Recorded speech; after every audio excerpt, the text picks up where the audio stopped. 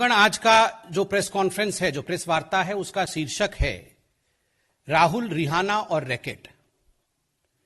राहुल गांधी कौन है बताने की आवश्यकता नहीं है। 2 दिन से कुछ लोग हम में से जान गए हैं कि रिहाना भी कौन है, परसों तक नहीं जानते थे बहुत लोग। और रैकेट, ये रैकेट बहुत महत्वपूर्ण है। भारत के खिलाफ जो प्रोपेगेंडा बहुत पहले से अनेकों विषयों पे चलता आ रहा है, उसे हमने रैकेट का नाम दिया है। और आज उसी रैकेट को लेकर यह प्रेस कॉन्फ्रेंस हो रहा है। अभी चंद मिनटों पहले राहुल गांधी ने भी प्रेस कॉन्फ्रेंस किया और अपने उसी अपरिपक्वता, इमेच्योरिटी का परिचय राहुल गांधी जी ने पूरे हिंदुस्तान के सामने रखा। कहीं ना कहीं पुनः किसान बंधुओं के कंधे पर बंदूक रख के अपनी राजनीतिक रोटी सेकने की कोशिश राहुल गांधी जी ने की और साथ ही साथ पुनः किसानों के माध्यम से लोगों को भड़काने का जो प्रयत्न राहुल गांधी ने कहा और किया, वो आज हमने देखा है। ये वही राहुल गांधी है जो चंद दिनों पहले कह रहे थे कि शहरों में आग लग जाएगी, there would be fire in the cities, slums में जाके लड़ाई होंगी। और कहीं ना कहीं जो अरेंजमेंट राहुल गांधी ने इस लड़ाई की हुई थी, उसका खुलासा पिछले बार प्रेस कॉन्फ्रेंस में आदरणीय स्मृति ईरानी जी ने भी किया। आज ठीक उसी प्रकार राहुल गांधी जी ने धमकाया कि कोई पीछे नहीं हटेगा, बातचीत में हम विश्वास नहीं रखते हैं। अरे राहुल जी, ये तो किसानों का आंदोलन है। किसान तो कह रहे हैं कि उनका राजनीति से कोई सरोकार नहीं है, उनका किसी राजनीतिक पार्टी से कोई मतलब नहीं है। तो आप उनके पैरोकार बन के उनके माध्यम से बातचीत करने का जो प्रयास कर रहे हैं, वो किस लिए कर रहे हैं? ये अपरिपक्वता है, उसका परिचय आज आपने दिया है। आज राहुल गांधी जी ने कहा कि भारत की सरकार किलाबंदी कर रही है, सड़कों पर कील बिछा करके किलाबंदी कर रही है और ये लोकतंत्र में नहीं होता है। राहुल गांधी जी, याद करिए 26 जनवरी के दिन जो घटना हिंदुस्तान में घटा, पूरे विश्व ने देखा, हिंदुस्तान ने जिस प्रकार से उसको गलत बताया और आप लोगों ने सवाल उठाया था कि आखिर दिल्ली की पुलिस रोकथाम क्यों नहीं कर रही थी, दिल्ली की पुलिस ने प्रिवेंटिव मेजर्स क्यों नहीं लिया, क्यों दिल्ली की पुलिस ने लाल किले तक तथाकथित जो लोग इस प्रकार से हिंसा फैलाने की कोशिश कर रहे थे, जो किसान नहीं थे, उन लोगों को क्यों लाल किले तक आने दिया दिल्ली पुलिस ने? यह सवाल राहुल गांधी का भी था, यह सवाल कांग्रेस पार्टी का भी था और अन्य विपक्षी दलों का भी था। आज अगर दिल्ली पुलिस, उसी दिल्ली पुलिस ने जिन्होंने 26 जनवरी को पेशेंस और संयम का परिचय दिया था, उसी दिल्ली पुलिस ने आज प्रिवेंटिव मेजर्स लिया है, उसी दिल्ली पुलिस ने आज एहतियातन कदम उठाए, उसी दिल्ली पुलिस ने रोकथाम के लिए सारे बंदोबस्त किए हुए हैं, तो उसमें राहुल गांधी जी को क्या परेशानी है? मैं बताता हूं क्या परेशानी है। ये राहुल गांधी, कांग्रेस पार्टी और विपक्ष का ये जो प्रोपेगेंडा का एक बहुत बड़ा धड़ा है, ये चाहते हैं, इनकी इच्छा है सड़कों पर लड़ाई हो, ये चाहते थे कि गोली चले, ये चाहते हैं कि लाश बिछ जाए और इन लाशों पर बैठकर ये अपनी राजनीति चमकाएं और सवाल पूछे नरेंद्र मोदी जी से और इस सरकार से कि आखिर ये कैसे हो। आज हम सैल्यूट करते हैं दिल्ली पुलिस के जवानों को, जिनको देखने के लिए हमारे गृह मंत्री भी गए, जो खुद तो घायल हो गए, किंतु उन्होंने किसी को हताहत नहीं किया, उन्होंने एक गोली तक नहीं चलाई।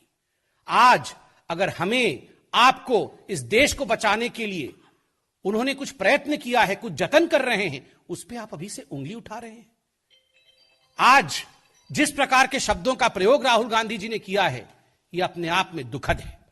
बंधुगण, एक सवाल मैं राहुल गांधी जी से और पंजाब के कांग्रेस पार्टी से पूछना चाहता हूं। कल पंजाब के कांग्रेस पार्टी ने एक ऐलान किया कि 122 लोग जो गिरफ्तार हुए हैं 26 जनवरी में हिंसा फैलाने के कारण, उन लोगों को तुरंत रिहा किया जाए और उनको पंजाब की जो कांग्रेस है और सेंटर की कांग्रेस उनको लीगल एड देगी। सवाल उठता है, जिस दिन 26 जनवरी का यह घटना हुआ था, कुछ लोग लाल किले पर चढ़ गए थे, जहां झंडा नहीं फहराना चाहिए किसी और धर्म का, वहां केवल तिरंगे का स्थान है, वहां आपने उपद्रव किया था। उसके बाद ये तमाम नेताओं ने, राहुल गांधी समेत तमाम जो कांग्रेस के नेता थे, उन्होंने कहा था कि ये भारतीय जनता पार्टी के कार्यकर्ता हैं, भारतीय जनता पार्टी ने अपने एजेंट्स और अपने लोगों को भेजा है हुड़दंग करने के लिए, यहां पर हिंसा फैलाने के लिए, ताकि किसानों का आंदोलन बदनाम हो जाए। So that in fact the Kisan Andolan, the name of the Kisan Andolan is tarred, is blackened. और आज जब वही हुड़दंगी गिरफ्तार हो रहे हैं तो आप कह रहे हैं कि इनको रिहा कर दीजिए, तभी जाके बातचीत होगी। आप कह रहे हैं इनको रिहा कर दीजिए क्योंकि ये अच्छे लोग हैं। कैसे? आपको क्यों इतनी पीड़ा हो रही है? आप तो इन्हें बीजेपी के कार्यकर्ता और एजेंट बता रहे थे। इनको तथ्यों के आधार पर अगर दिल्ली पुलिस सीसीटीवी की फुटेज के आधार पर, जो फुटेज जनता ने सामने रखी है और जो फुटेज पब्लिक कंजम्पशन के लिए, एविडेंसेस के आधार पर जो तथ्य कोर्ट में प्रस्तुत किए जाएंगे, उनके आधार पर गिरफ्तारी हो रही है, आप कह रहे हैं छोड़ दीजिए। अर्थात ये आप ही के लोग थे, अर्थात ये कांग्रेस पार्टी आप ही के लोग थे ना, जिनके लिए आप इतने चिंतित हैं और लीगल एड देंगे। वरना मैं तो नहीं मानता हूं कि इस देश में ऐसी कोई संस्था होगी जो अनार्की फैलाने वालों को, जो हिंसा फैलाने वालों को, और 26 जनवरी में जो दुर्घटना हुई थी उनके साथ कोई भी संस्था खड़ी होगी, ऐसा तो मुझे नहीं लगता।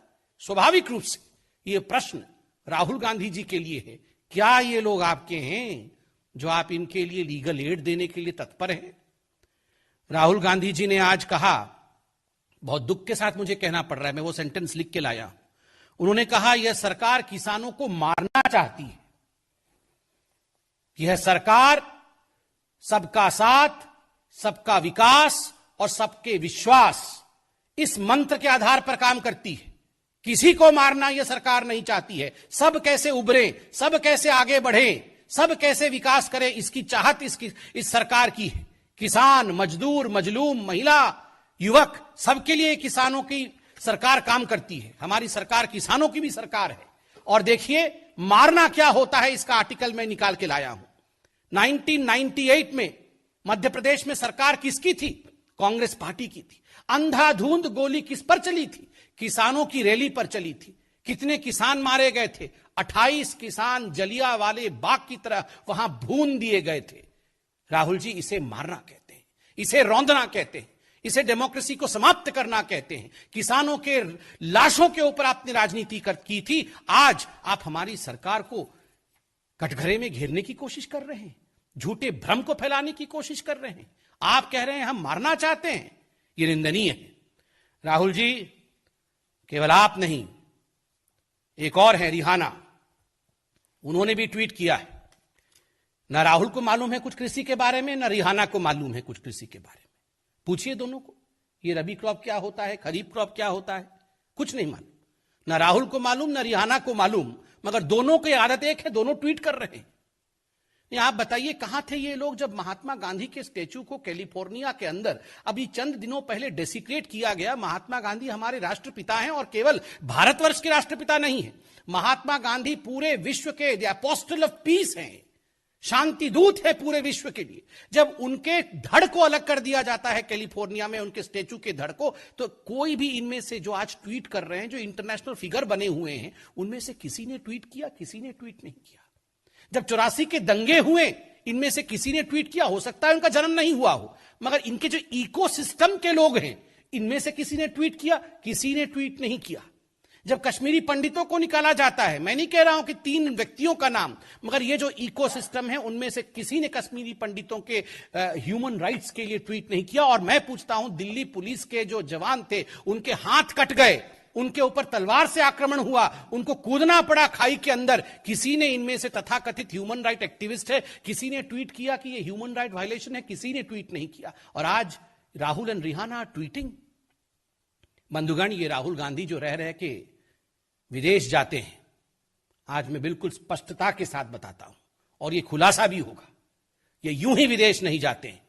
वहां वो षड्यंत्र करते हैं, एंटी इंडिया एलिमेंट्स के साथ मीटिंग करके ये प्रपंच रचते हैं हिंदुस्तान को बदनाम करने के लिए और हिंदुस्तान को विवादों में धकेलने के लिए। चाहे वो रिहाना हो, चाहे वो मियां खलीफा हो, ये सारे जो जिन लोगों ने ट्वीट किया हुआ है, ये सारे लोगों से किस प्रकार मिलना, प्रपंच करना, हिंदुस्तान के खिलाफ प्रोपेगेंडा करना, ये राहुल गांधी का बिल्कुल पहला काम है। और यही राहुल गांधी करते हैं विदेश में जाके। आप सोचते होंगे हमें कैसे मालूम? हमने आपको कहा था ना कि चाइना से जाके चुपके चुपके मिलते हैं, बाद में सब कागज सामने आया। 2008 का एमओयू भी हुआ था, तो वो फोटो भी सामने आया मां बेटे का। शी जिनपिंग बैठे हुए हैं, मां बेटे दाएं और बाएं खड़े थे, वहां भी जाके मिल के आए हैं चुपके चुपके। चोरी चोरी चुपके चुपके वहां भी जाके प्रोपेगेंडा करके आए थे और आज चाइना चाइना कर रहे थे, डिफेंस बजट के बारे में बोल रहे थे। जितना डिफेंस बजट पे मोदी की सरकार ने एक्सपेंडिचर किया है, मॉडर्न गैजेट्स के लिए जितने इस सरकार ने काम किया है, किसी पिछले सरकार ने उतना काम नहीं किया है। 10 वर्षों तक राफेल को आपने टाल के रखा। आज हमने बेंगलोर के एरो शो में राफेल को देखा, गरजते हुए देखा है। राहुल गांधी, आपने देखा आज राफेल को? आपने देखा नहीं, आपने केवल पीसी करके हिंदुस्तान की मनोबल को नीचे करने की कोशिश की है। बंधुगण, जो लोग प्रोपेगेंडा करने की कोशिश कर रहे हैं, उन्हें हिंदुस्तान के लोकतंत्र के विषय में जानना होगा। India is a democratic country. These 3 farm bills were passed after due diligence, after due debate, after discussion, through a democratic process on the floor of Indian Parliament. ये इंडियन पार्लियामेंट में ये तीनों कानून पारित हुए हैं, डिस्कशंस के बाद, डिबेट के बाद। And who are the members of Indian Parliament? Duly elected member of parliaments of Indian Parliament, in fact, are the representative of each and every Indian. 130 crore के जो रिप्रेजेंटेटिव हैं, उन लोगों ने डिस्कशन करके ये कानून पारित किया। ठीक है, कानून पे मतभेद आपका था, सुप्रीम कोर्ट गए आप लोग, सुप्रीम कोर्ट में सुनवाई हुई। सुप्रीम कोर्ट में सुनवाई के बाद खंडपीठ ने कहा कि इस कानून को लेकर हमने एक कमिटी निर्धारित किया है, इस कमिटी के माध्यम से सुनवाई होगी। अब इस कमिटी के सामने सब प्रस्तुत हुए। आपके लिए पार्लियामेंट भी छोटा है, आपके लिए सुप्रीम कोर्ट का कोई महत्व नहीं है। ये 3-4 लोग ट्वीट करेंगे, उसी ट्वीट के आधार पर आप हिंदुस्तान के लोकतंत्र को तौलेंगे। राहुल जी, रिहाना जी नहीं समझती हैं ये सब। कम से कम आप सोचने और समझने की क्षमता रखिए। वो नहीं जानती है इंडियन पार्लियामेंट्री स्ट्रक्चर क्या होता है। ये मियां खलीफा नहीं जानती है सुप्रीम कोर्ट हिंदुस्तान में किस प्रकार से इस पूरे विषय को सुन चुका है, किस प्रकार से कमिटी की गठन हुई है, किस प्रकार इस कानून को लेकर 11 राउंड ऑफ टॉक्स हो चुके हैं और तमाम आला मंत्री इन टॉक्स में थे। प्रधानमंत्री जी ने ऑल पार्टी मीटिंग में 3 दिन पहले किस प्रकार का फिर से इस विषय का पुनरावृत्ति की कि I am just a phone call away.